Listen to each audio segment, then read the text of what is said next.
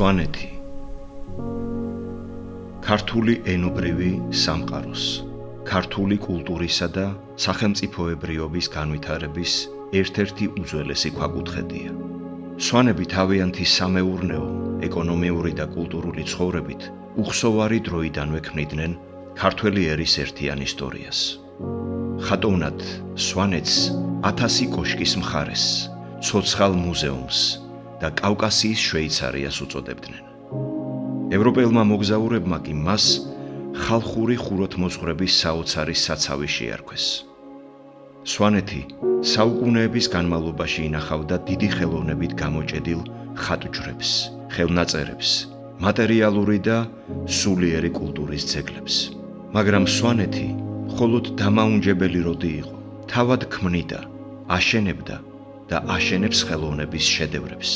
სწორედ ეს სულიერი და მატერიალური ფასეულობანი ოდითგანვე იქცევდა მოგზაურთა და ტურისტთა ყურადღებას. ხალხური ხუროთმოძღვრების ეს უიშვიათესი ძეგლები ასულდგმულებდა და ასულდგმულებს ქართულ თვითმყოფად კულტურას, მის სულიერებას და მის მენტალიტეტს.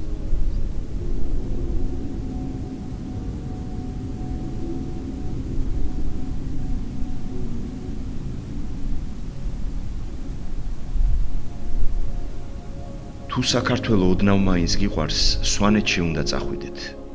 ურჩევდა დიდი ქართველი მწერალი და საზოგადო მოღვაწე წმინდა ილია მართალი ჭავჭავაძე თანამედროვეებს.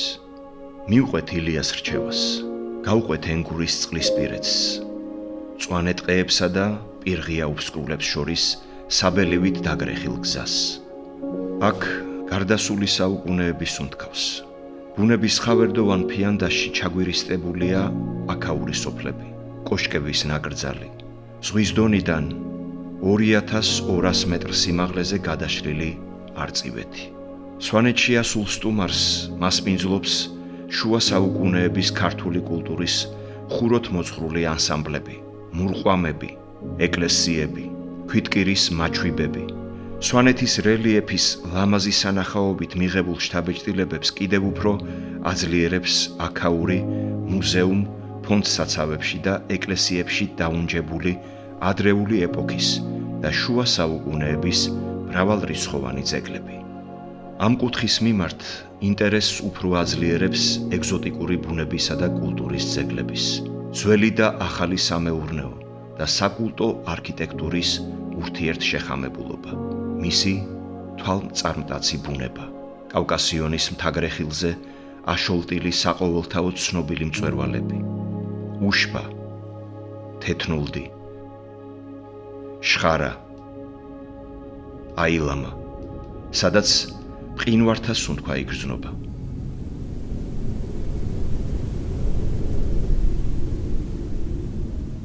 ამ მყინვარებიდან იღებს სათავეს ორი დედა მდინარე, ენგური და ცხენისწყალი. სვანეთი ერთადერთი მაღალმთიანი რეგიონია საქართველოში, რომელმაც დღემდე ყველაზე ცოცხლად და კომპაქტურად შემოგვინახა ძველი ქართული მატერიალური და სულიერი ძეგლები. ლამარია, ასე უწოდებენ სვანები ღვთისმშობლის სახელობის ეკლესიას, რომელიც მე-10 საუკუნეშია აშენებული. ეკლესია თემის მნიშვნელოვანი სალოცავია. უფლის შეწევნით და კეთილი ადამიანების ხელშეწყობით სამონასტრო ცხოვრებას ეწევიან ბერმონაზვნები. სამონასტრო ცხოვრების თავისებურებებიდან გამომდინარე, შეიძლება ითქვას, გადამწყვეტი მნიშვნელობა ენიჭებოდა და ენიჭება მონასტრის ადგილის შერჩევას.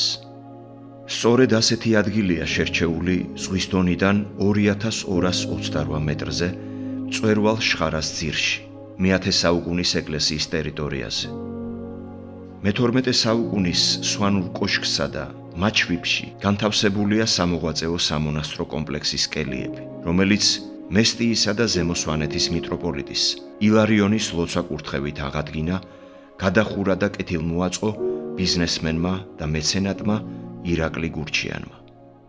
2003 წელს იყო უწმინდესის თუ არ ვშტები 70 წლის იუბილე და ზუსტად მაშინ მოხდა შეხვედრა ირაკლის და უწმინდეს შორის და ეხლაც მახსოვს ის სიტყვები, როცა უწმინდესმა ირაკლის უთხრა რომ შენ შეგიძლია ძალიან ბევრი რამ გააკეთო ეკლესიისათვის და ძალიან ბევრ ხალხს დაეხმარო.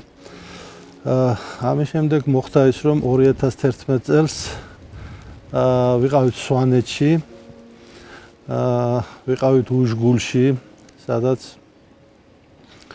უშგულის ლამარიას მონასტერი ძალიან ცუდ მდგომარეობაში იყო. იქ იყო მხოლოდ ერთი მამაო, რომელიც ცხოვრობდა იქ ახლოს მდებარე მოსახლის რაღაც ფიცრულში, რომელსაც შუშებიც არ ჰქონდა, არ იყო არც სამრეკლო და ირაკლიმ მიიღო გადაწყვეტილება, რომ აღედგინა ეს ყველაფერი და ძალიან მალე სულ რაღაც თვეების მანძილზე მოხდა მისი აღდგენა.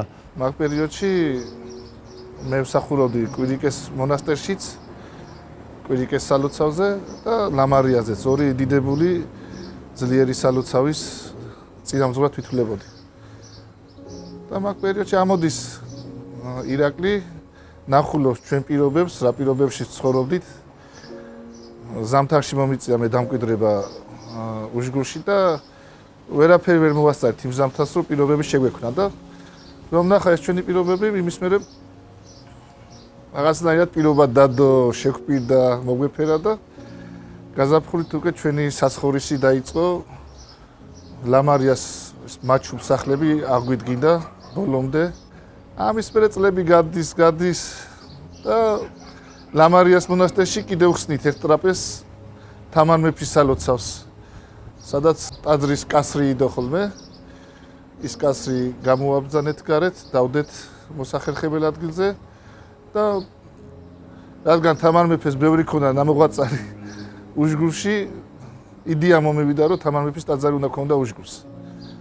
და აქედან გამომდინარე ტრაპეზი დავდგით და თამარ მეფის სალოცავიც მოეწყო. მისი შრომის და მოღვაწეობის ეტაპი, ესე ვიტყოდი, ეს იყო უშგული, ლამარიას სამონასტრო კომპლექსი, სადაც იყო მცირე პრობლემები, მაგრამ გადაწყდა, რომ იქაც ეს სამუშაოები წარმოებული იყო და აქაც თავისი დიდი წვლილი და შრომა ჩადო, როგორც მატერიალურად, ისე სულიერადაც და ისე თვითონაც.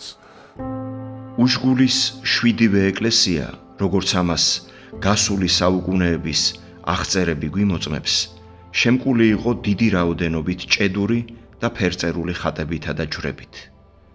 სოფელ ჩაჟაშის სამხრეთით, მაღალი ქედის თხემზე, ძველი შუა საუკუნეების ციხესიმაგრე, კოშკითა და პატარა ეკლესიით დგას. ამ ციხე კოშკის აგებას ზეპირი გადმოცემით თამარ მეფის სახელს უკავშირებენ. სწორედ აქედან მივყვებით ზაგაროსკენ, სადაც გადის გზა ქვემო სვანეთში და გადავყურებთ ცხენისწყლის ხეობას, რასაც ამშვენებს მწვერვალი აილამა. აქ გონია ცასხელით შეეხები. სწორედ ამ გზაგასაყარში სვანი კაცი უღელტეხილზე გადასვლისას პირჯვარს გადაიწერდა და უფალს შესთხოვდა შეწევნას, რათა კეთილად ემგზავრა.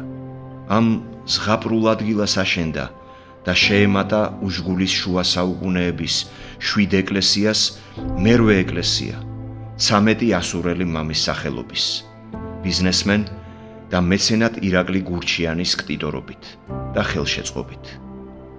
ამ ტაძარს უღელტეხილზე გადამსვლელი ყველა ადამიანი მოილოცავს.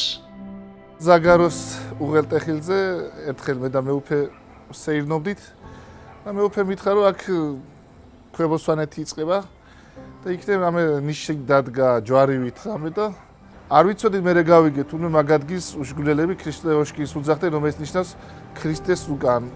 მე მომივიდა აზრი, რომ უკვე ტაძრის საძირკველი გამეჭრა იქ. ეხლა არის იქ სკიტივით მონასტერივით. არ მახსენდება დღე, კვირა, თვე, რომ ირაკლის ყურადღება არ გამოეხატოს მონასტრის მიმართ. ბევრი სიკეთე გავიკეთა ჩვენ მონასტერს, ჩვენ საძმოს. მესამე ეტაპი იყო ზაგარო, 13 ასურველი მამის სახელობის ტაძარი. ეს საოცარი ადგილია, ახლა ვისაც მოლოცვილი აქვს იქ და ნამყოფია და ნანახი აქვს. ჯერ გარემოა ისეთი, მიმზიდველი, ლამაზი ბუნება. ეკლესიებისა და სამონასტრო კომპლექსების მშენებლობა პიროვნების მაღალი სულიერების უტყუარი ნიშანია. ამასთანავე შეიძლება ითქვას სარწმუნოების და სამშობლოს სიყვარული. მერე იყო მეოთხე ეტაპი, ასე ვთქვათ, ესე რომ დავყოთ. ეს არის ეცერის დავით გარეჯელის სახელობის ეკლესია. იქაც მისი შრომის შედეგი ესა და აცხონოს ღმერთმა არ შემიძლია რომ არ ვახსენო ბატონი შალვა მისი მამა. მას სურდა ესა და ირაკლიმ ფაქტიურად ეხლა ირაკლიმ გააკეთა, მაგრამ მისი ინიციატივა იყო თუ არ ესე ვიცი ინფორმაციულად, მაგრამ ირაკლი იყო ამის ესე ვთქვათ დამფინანსებელი და აღმაშენებელი. ეხლა მეხუთე იმაზე გადავდივართ. ეტაპზე ეს არის ცხუმარში მაცხოვრის შობის სახელობის ეკლესია. მათ ძალიან პატარა ის იყო ტაძარი, მოუწყობელი იყო ყველანაირად. ჩვენ ვეცადეთ რაღაც გავხსენით თავიდან, მაგრამ შემდგომში მოითხოვა ახლა სოფელს სურდა იგი და ამ ტაძრის მშენებლობასაც ახალი ტაძარი რაც არის დიდებული, ლამაზი. ხომ ირაკლი ჩაუდგა სათავეში და თავიდან ბოლომდე რაც ახლა ვისაც ნანახი აქვს, ხო? აი ესე გაალამაზა, აღაშენა, განასრულა ყველაფერი, რაც საჭირო იყო ტაძრისთვის, წიგნიდან დაწყებული ინსტრუმენტებით, თუ ასე ვთქვათ, ყველაფერი შეიძინა და დღეს მოქმედი ეს ტაძარი. ესე იგი 2010 წელს 10 წლამდე მე სვანეთში ნამყოფი საერთოდ არ ვიყავი 99 წლის მერე 1999 წლის მერე ეს მერე სახელმწიფო გადატრიალება რომ მოხდა აი ეს მათამკვლელი ომი, მერე აქ რაღაცა ყაჩაღობები, მხედრიონი და მოკლედ 2010 წლამდე სვანეთში საერთოდ ამოსული არ ვიყავი ფაქტიურად 20 წელი. 2010 წელს ამოვედი რაღაცა გასვენებაში ჩემ მეგობრებთან ერთად და მე ეს მეგობრები წავიყვანი უშგულში დასათვალიერებლად, უშგულის დასათვალიერებლად და ლამარიას ნახვა მინდოდა, იმიტომ რომ ბავშვობაში რომ დავდიოდი აქ ზაფხულობით, ლამარიაში დავყავდი ხოლმე სულ ყოველთვის მამიდა ჩემს და ნუ ძალიან ვიცოდი და ეხლა მაშინაც ვიცოდი და ნუ ეხლა სხვა დარწმუნებული ვარ, რომ ერთ-ერთი ყველაზე წმინდა ადგილი არის საქართველოში. ლამარიას ტაძარი და ავედით იქ და დავინახე, რომ სავალალო მდგომარეობა იყო, თვითონ ტაძარი კი კარგად იყო, მაგრამ ახალი დანიშნული იყო მღვდელი, მამა იონა, რომელსაც არც სახლი ქონა, არაფერი არ ქონდა საერთოდ და დავმეგობრდით მე და მამა იონა და მამა იონას დავეხმარი იქ მონასტრის გაკეთებაში და მაშინ მოხდა ჩემი მეუფილარიონთან გაცნობა. ჩემ სოფელში საიდანაც წარმოშობით მე ვარ, სადაც ჩვენი გვარია, იქ ავაშენე პატარა ტაძარი. იქ ძალიან ბევრი ტაძრებია, მაგრამ მეც მინდოდა რომ ჩემს მამა-პაპიცეულ ადგილზე რაღაცა ჩემი გამეკეთებინა და გავაშენე პატარა ტაძარი. შემდეგ იყო ზაგაროზე მამა იონასთან ერთად ავაშენეთ ზაგარო არის ყველაზე მაღალი წერტილი, აი ქვემო სვანეთში რომ გადადიხარ უშგულიდან, იქ ავაშენეთ ტაძარი. და მე ბოლოს ახლა იყო წელს ავეხმარე სოფელ ცხუმარს, საიდანაც წარმოშობით და ჩემია. დიდი ხანი არ ქონდა ტაძარი და დავეხმარეთ ცხუმარს და გავხსენეთ ეს ტაძარი. ამ პერიოდში ასევე 2-3 ტაძარი თბილისშიც ავაშენე.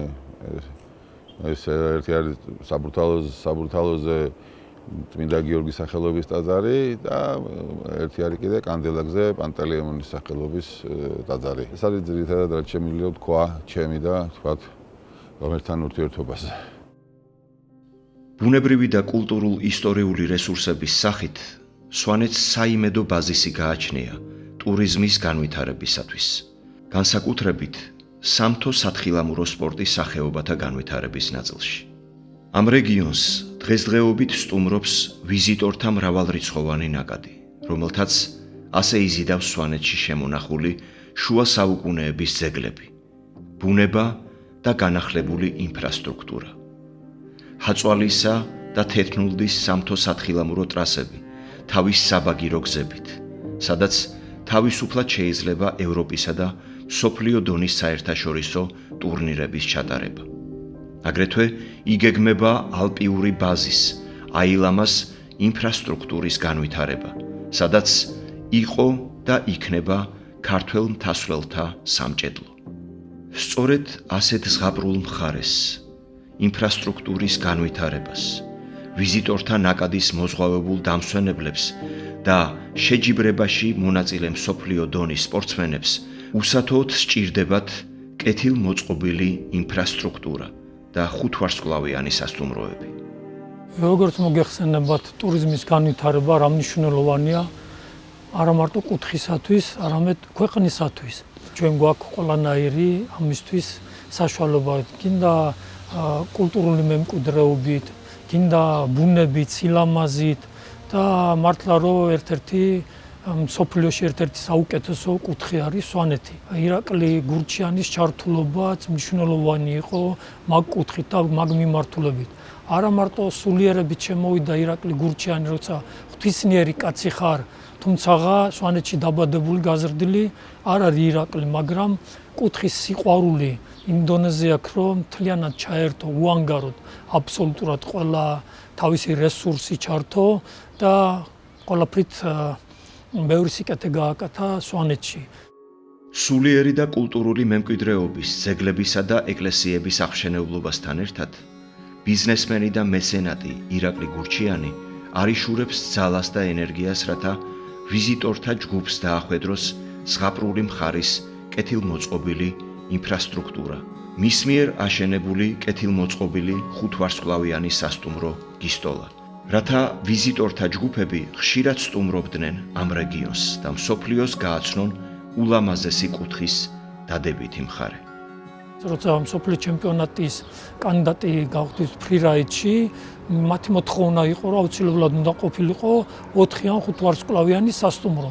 რომ არ ყოფილიყო, ესეც არ ჩატარდებოდა, იტყოდნენ ელემენტარულად ვარს, რადგანაც არ გვექნებოდა ეს რაც ჭირდება და რა მოთხოვნილებებიც აქვს ამ შეჯიბრის ჩატარებისთვის. და აქედან გამომდინარე ირაკლი ესეც გააკეთა და 5 ვარსკვლავიანი სასტუმრო. 5 ვარსკვლავიანი სასტუმრო დღეს მთლიანად საქართველოში თითზე ჩამოსათვლელები არის, იმდენი არ არის. სვანეთში ააშენა ირაკლი გურჩიანმა, თუმცა იცოდა რომ ეს წამგებიანი იყო. ძალიან დიდი კმაყოფილები დარჩენ, თვითონ ხელმძღვანელები, ვინც ხელმძღვანელობდნენ, ვინც დაარსა ეს ფრირაიდის მსოფლიო ჩემპიონატი და დღეს უკვე ფისის ეგიდით არის მიემართება და განვითარებადი არის ძალიან ეს ფრირაიდის ჩემპიონატი. თუ ელემენტარულად მაგალითად დავიღოთ სიტყვაზე ერთის ჩვეულებრივი თხილამური თუ იყიდება, 6 ფრირაიდის იყიდება. ანუ ამ ტემპით, ამ დონით მიდის ამ სახეობის განვითარება. მე ვამაყობ იმით, რომ სვანი კაცი არის, ვამაყობ იმით, რომ ჩემი მეგობარი არის და ესეთი მეცენატები სვანეთის მიმართულებით ყოლია და ისტორიას უთქვია თავისი და ერთ-ერთი არის აგერ 21 საუკუნის მეცენატი პიროვნება, რომელიც არის ირაკლი გურჩიანი. 2013 წელს სრულიად საქართველოს კათოლიკოს პატრიარქის, ცხეთა თბილისის მთავარეპისკოპოსის, ბიჭვინთისა და ცხუმ-აფხაზეთის მიტროპოლიტის ილია მეორის ამობრძანება მთელი სვანეთის დღესასწაულად იქცა. მან მოილოცა სვანეთის ეკლესია-მონასტრები, სიწმინდეები და დალოცა სვანეთის მოსახლეობა.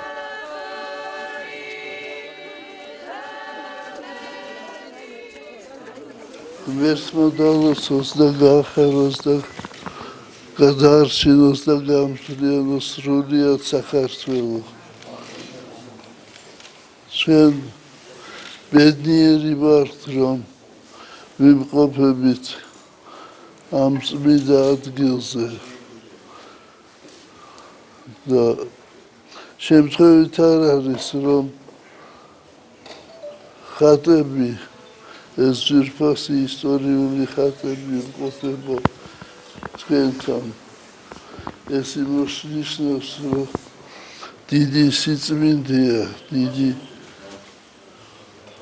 სიწმინდეა ხალხშიც და თვითონ ადგილიც წმინდა არის.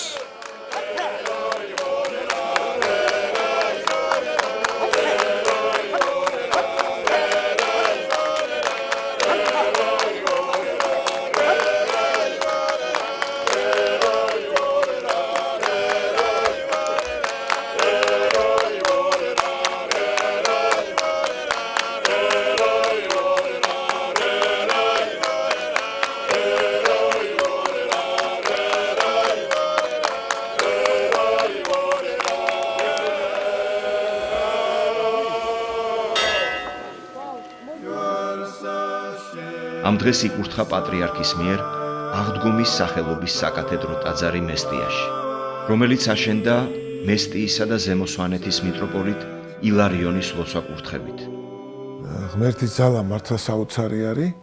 აი გამოჩნდა ნათელი წერტილივით ირაკლი. ამასაც აღნიშნა დამსახურება ამ ადგილის გადმოცემა ბიჭი ფილფანისა, თორემ ის ადგილი რო არ გადმოეცა, ის ტაძარი ვერ აშენდებოდა. რაღაცემს ამ ტაძრის იდეა დაიბადა ირაკლის, თხოვე რომ მოდი ირაკლი, რაც შეიძლება მაქსიმუმ გამოვიყენოთ მაქსიმუმად ეს დრო, რომ სწრაფად დავასრულოთ, ავაშენოთ ეს ტაძარი და აი მართლა სასწაული არის 5 თვეში დღეღამური მუშაობა ქონდა, აი მთელი თვითონაც არ მოშორები ერთი ჩავარდნა არ ქონია ვთქვათ, ან რაღაცა მასალიდან დაწყებული ყურადღებიდან თვითონაც ხშირად აქ იყო და აკვირდებოდა და აკონტროლებდა ამას ყველაფერს ყურადღებას აქცევდა და აი 2013 წლის 1 სექტემბერს იკურთხა მისი უწმინდესობა ჩამობრძანდა ასე რომ ამ ადამიანის დამსახურება აი ამ ძალიან დიდია და ეს დაიწყო აქეთ.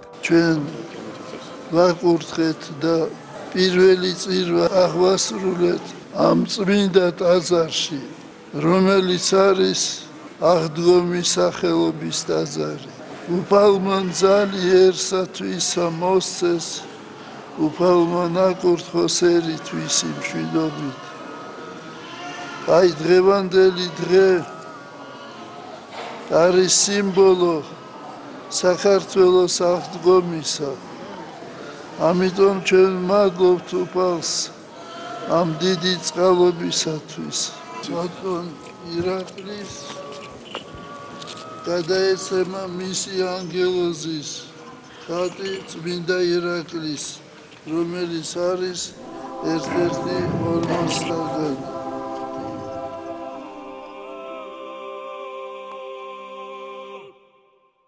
ღმერთო, ყოველ მაშვალს და ტვირთმძიმეს, ჩვენთა დიდთა წინაპართა რწმენა, სიყვარული და სიწმინდე მიანიჭე, აღადგინე და აღაშენე ტაძარნი და მონასტერნი ჩვენი და შეგკრიბე საფარველსა ქვეშეშენსა.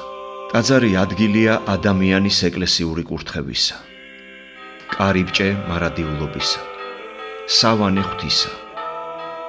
აქაური მადმოსილი გარემო აღაზევებს, აკეთილშობილებს სულს, განწმენს და განათავისუფლებს ცოდვებისაგან.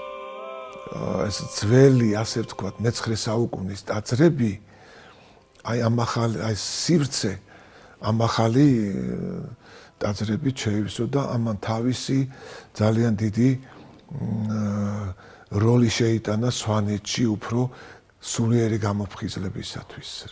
გარკვეულწილად, იმიტომ რომ 21 საუკუნე და მე-9 საუკუნე ერთმანეთს შეერწყა ახლა ეკლესია ტაძარია ღვთისა, მაგრამ აი შეავსო თითქოს აქ ამდენა ისტორია გადმოყურებს საუკუნეების და აგერ ახალი რაღა დაემატა და ამან შეკრა გაერთიანა აი მაინც ადამიანებს ხო გვაქვს ეგეთი რაღაცა უფრო მამა პაპისეულს იმაშვება ადამიანი რა ქვია იგი მით ამაყობს იმით სულდგმულობს და ცოცხლობს მაგრამ აი ამ სიახლემ ესე ვიტყოდე პირობითად ტაძრებისამ სვანეთში მოახდინა სულიერი ფერისვალება.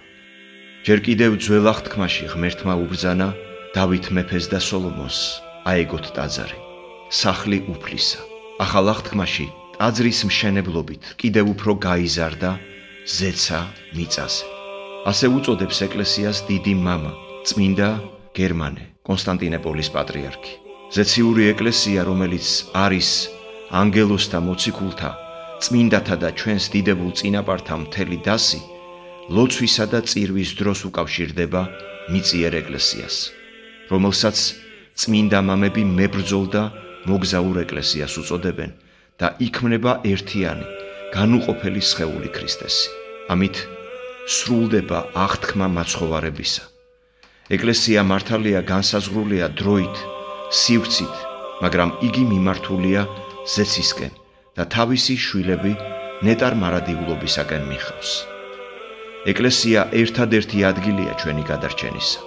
იგი კარიბჭეა მარადიული ნეტარ ცხოვრებისა. არ შეიძლება დაგვიანება, კიბეზე ზიახსვლის სამომავლოდ გადადება.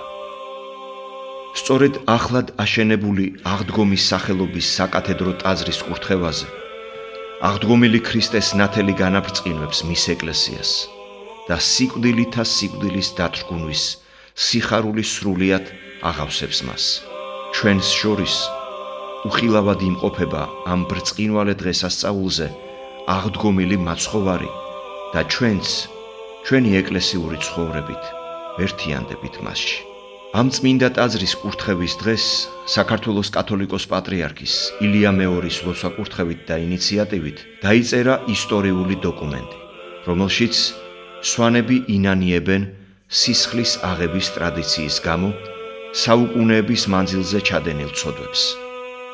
პატრიარქის იდეა იყო მოშუღლე გვარები შეერიგებინა და ესეთი რამ გადაწყვიტა, მოიფიქრა უწმინდესმა, მოდი შევქმნათ ეტრატი, როგორც გავაფორმოთ როგორღაც ეს დღე ამით იქნება კიდევ სამახსოვრო და ვთხოვოთ ყველას მოშუღლე გვარებს, რომ შერიგება მოხდეს და ხელის მოწერა დაფიქსირდეს ხელის მოწერითო და მართლაც თითქმის ყველამ, ეხლა თუ ვინმე არ იყო ეს არ ნიშნავს, მაგრამ ყველამ, ვინც დაპირისპირებული იყო, ეს ხელის მოწერით დაადასტურა და ეს ისტორიას დარჩება. ეს თავის შედეგს აუცილებლად გამოიღებს მომავალში.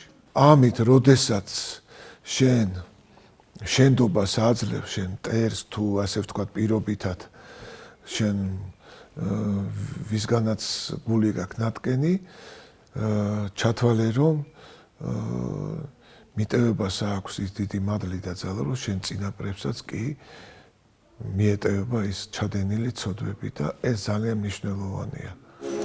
ამ სიგელზე რომელსაც ხელს ვაწერთ, ყველამ უნდა მოაწეროთ. რა თქმა უნდა, სვანეთში მაცხოვრებლები და სვანები. აწერეთ ხელს და ღმერთმა შეგინდოთ თქვენ და სხვაგან ყოფთა. ყოველდღე შეწოდებადი თქვენი ნებსიტი და უნებლიენი სახელითა მამისათა და ძისათა და წმინდისა სულისათა. ამინ.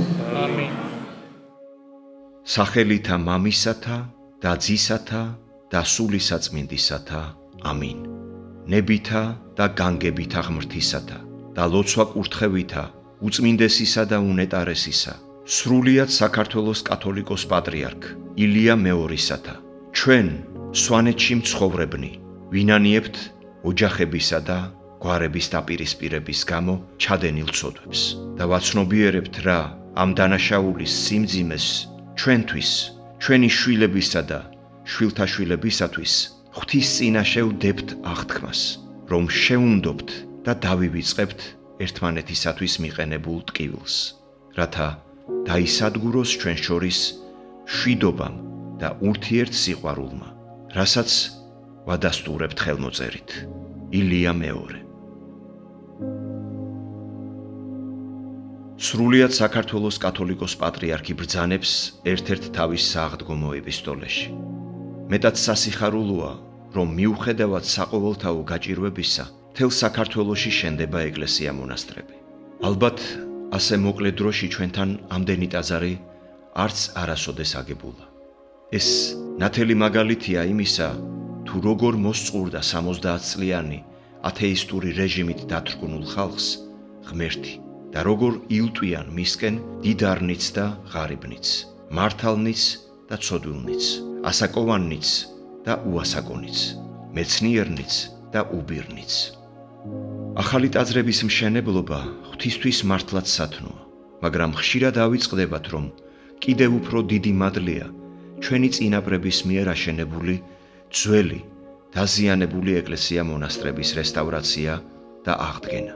ვინც ამას აკეთებს, ძველს აღადგენს და ახალს აშენებს, უფლის წინაშე დიდ კეთილ საქმეს იქმს.